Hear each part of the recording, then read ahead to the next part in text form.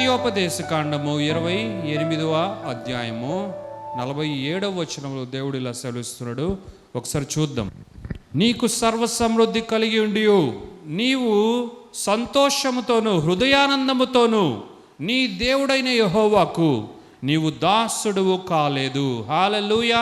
3 important things that we can observe here. 3 చాలా important విషయాలు. ఒకటి, సర్వ సమృద్ధి కలిగి ఉండడం. The abundance of all things. సర్వ సమృద్ధి కలిగి ఉండడం. సరే, నీవు సర్వ సమృద్ధి కలిగి ఉండియు అని దేవుడు అంటున్నాడు. ఈ సర్వ సమృద్ధి మానవుడు సంపాదించుకున్నాడా? బ్యాంక్ వాళ్ళు ఇచ్చారా? అత్తమామ వాళ్ళు ఇచ్చారా? ఫ్రెండ్ ఇచ్చాడా? సమృద్ధి ఇవ్వడమే మానవులు చేత కాదు. సమృద్ధిని ఇవ్వడమే మానవునికి చాలా కష్టం. అలాంటిది సర్వ సమృద్ధి ఎక్కడి నుండి తీసుకురాగలడు? వాడికే ఉండదు. వాడి జీవితమే చాలా కొదువ కొరతతో ఉంటుంది. సర్వ సమృద్ధి అంటేనే దేవుడు అని దాని అర్థం. హల్లెలూయా. ఎక్కడ సర్వ సమృద్ధి ఉంటుందో అది దేవుని ద్వారా సాధ్యము అన్నదే మనం తెలుసుకోవాలి. దేవుడు మాత్రమే దాన్ని అనుగ్రహించాడు అన్నది మనం తెలుసుకోవాలి. కాబట్టి దేవుని వాక్యం ఏమంటుంది? సర్వ సమృద్ధి నీవు కలిగి ఉంటే అది దేవుడు అనుగ్రహించిందే. దేవుడు నీ జీవితంలో ఉన్నాడు అంటే సర్వ సమృద్ధి ఆరంభమైంది అనే నీవు గ్రహించాలి. ఇక సర్వ సమృద్ధిని నిజముగా వాని జీవితంలో అనేక రకములుగా ఎవడైనా అనుభవిస్తూ ఉంటే అది దేవుని వలననే కలిగింది అని గుర్తించి ఆయనను మహిమపరచాలి. ఇజ్రాయేలుగా ఆయనను మహిమపరచాలి. ఇజ్రాయేలుగా ఆయనను ఘనపరచాలి. ఇది నేనే కదా సంపాదించుకున్నా. నేను కష్టపడితేనే కదా ఇవన్నీ వచ్చాయి. నేను బిజినెస్ చేస్తేనే కదా ఇవన్నీ వచ్చాయి. నేను చెమటోరుస్తేనే కదా ఇవన్నీ నేను పొందుకున్నాను అని నేను అనుకుంటూ ఉన్నా అని ఎవడైతే విర్రవీగుతూ ఉంటాడో వాడు తెలుసుకోవాలి, సర్వ సమృద్ధి అన్నది నీ జీవితంలో దేవుని వశమై ఉన్నది. దేవుడు అనుకుంటేనే అది నీ జీవితంలో నింపబడింది.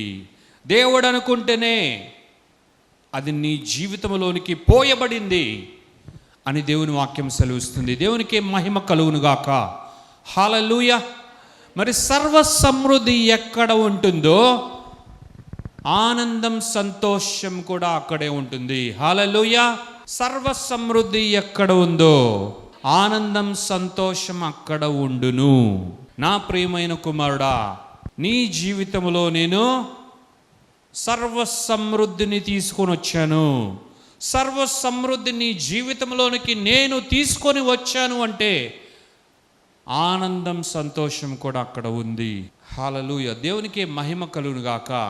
ఒక్కడికి కావలసినవన్నీ ఉండి ఆనందంతో సంతోషంతో ఉండకుండా ఎలా ఉంటాడు? దేవుడు అనేకమైన వాడికి అనుగ్రహించి ఒక్కనిని నింపి సర్వ సమృద్ధిని ఇచ్చాడు అనుకో, ఆనందం సంతోషం ఉంటుందా?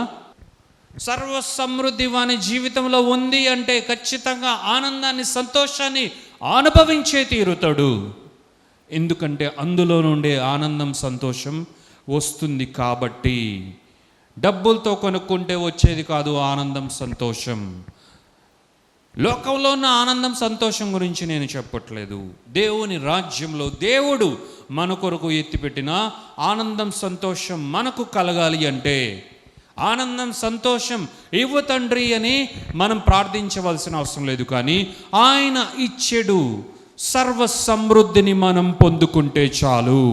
పొందుకోవడం అనగా మరలా దాని గురించి ప్రార్థించి గోజాడవలసిన అవసరం లేదు. కానీ ఆయన మనకు రక్షణలో ఇచ్చేసిన ఈ బహుమానము అనే సర్వ సమృద్ధిని మనము గుర్తించాలి.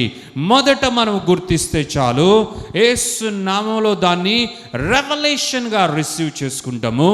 రెవల్యూషన్గా రిసీవ్ చేసుకున్న దాన్ని రుజువుగా కూడా మన భౌతిక దైనందిన జీవితంలో మనం చూస్తాం. ఈ సర్వ సమృద్ధిని సజీవముగా నిజముగా మన జీవితంలో చూచిన మనము ఇక అక్కడితో ఆగిపోము. కానీ హృదయానందాన్ని సంతోషాన్ని అనుభవిస్తూనే ఉంటాము. హల్లెలూయా.